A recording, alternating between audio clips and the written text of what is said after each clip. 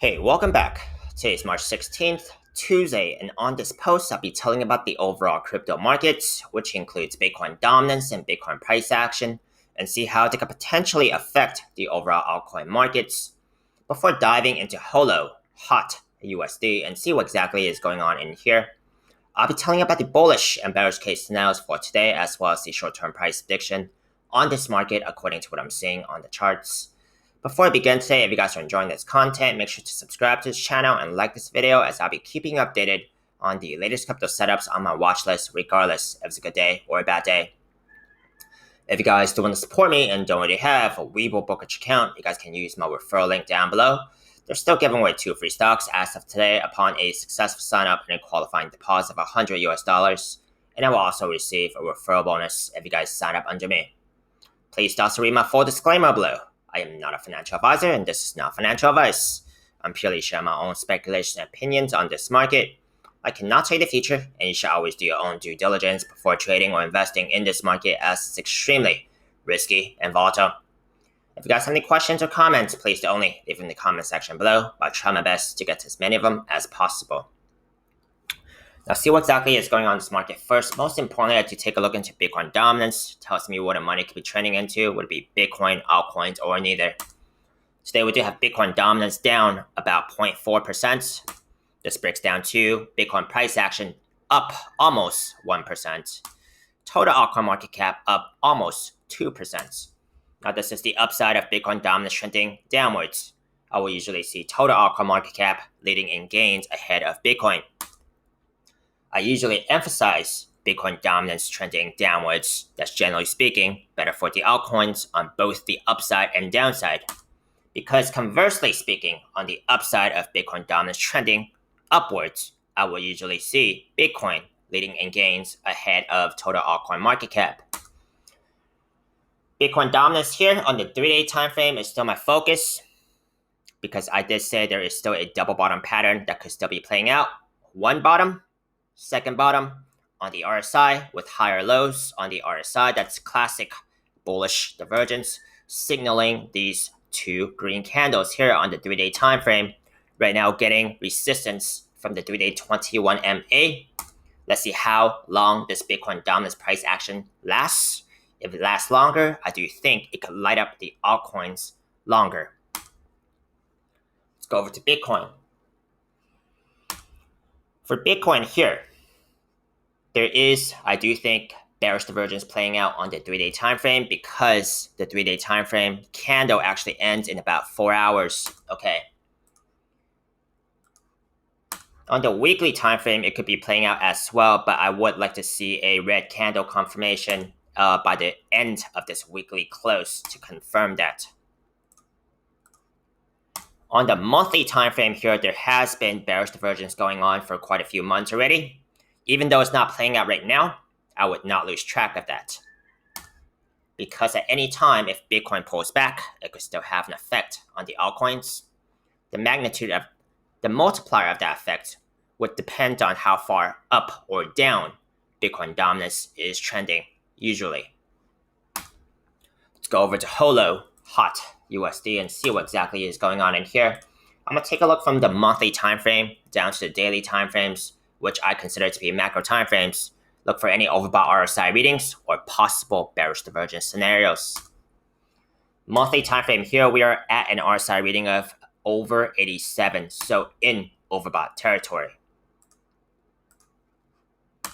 Weekly time frame here, we are seeing bearish divergence right now playing out, okay, with higher highs, however, lower highs on the RSI. That's classic bearish divergence. RSI reading right now is about over 75. Now, whenever I do see bearish divergence on a specific time frame, I usually have a conservative estimate that it's going to come down to the next closest moving average. In this case, would be the weekly 21 MA, which is very far down. Would the price action actually come all the way down to this moving average? Okay. Well, that depends on the strength of the bulls in this market. If the bulls are actually strong enough in this market, it could potentially still take off without it. Second scenario there is that even if the bulls are not strong enough to continue pushing this price higher, it could still consolidate and wait for this moving average to come up instead of dropping all the way down there. Third scenario, if the bulls are just weak in this market, price action could drop all the way down to this moving average. Let's see which of these scenarios actually play out. 3-day time frame here, we don't have bearish divergence, but we do have a RSI rating of about 90, so in very overbought territory. Daily time frame here, we did have bearish divergence playing. We do have bearish divergence playing out right now. Higher highs, however, lower highs on the RSI. That's still bearish divergence. Right now, price action is getting support from about the 0.64 cents fib level area. On the 6-hour time frame, let's see what we are actually dealing with here. I do see a possible falling wedge pattern that could be playing out.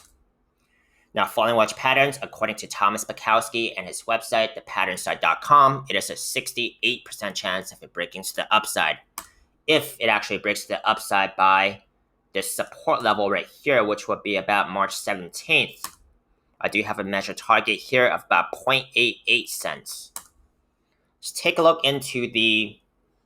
Let me also mention this. Now, measured targets are theoretical approximate targets only. May actually be different in real life price action, more or less. Let's take a look into the key supports and resistances relevant to the price action right now. Key resistance include the 0.63 cents fib level area, followed by about the 0.775 cents fib level area. Okay, now these fib levels are a reflection of a top of about 1 cent here, okay? Because that's psychological resistance. So I'm excluding this very small part of the candle here. Now let's also take a look into the supports that's relevant to this price action right now. I do see the 6-hour 21 MA as the short-term moving average support. That's the blue line right here. Followed by this fib level area about 0.52 cents fib level area, okay? If that does not hold, I could be looking at the 12-hour 21 MA as the next level of short-term moving average support.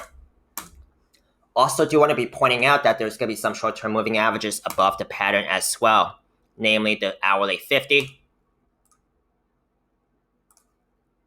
2-hour 21, 3-hour 21 looks like it could be above the pattern as well. Possibly the 4-hour 21.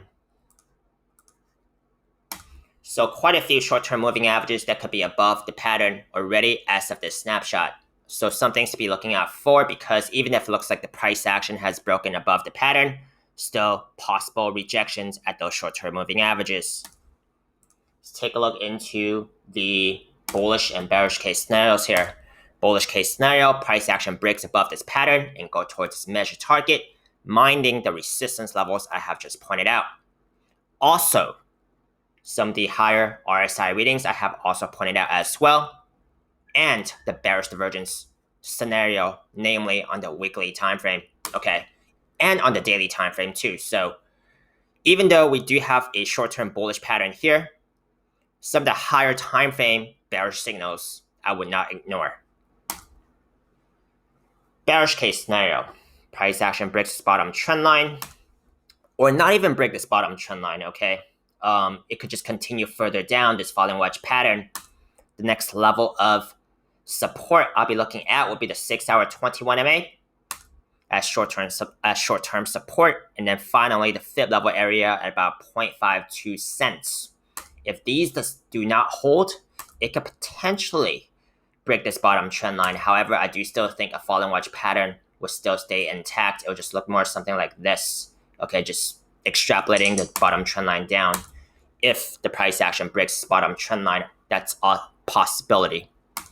Now, these are my bullish and bearish case scenarios for today. Let me know if you found it helpful. Give me a thumbs up if you did. Let me know agreements, disagreements, feedback. I love to hear. Hope you manage your risk carefully, and if you'd like to see any more of my most recently uploaded videos on YouTube. You guys can check out my links up here on YouTube. See you next time.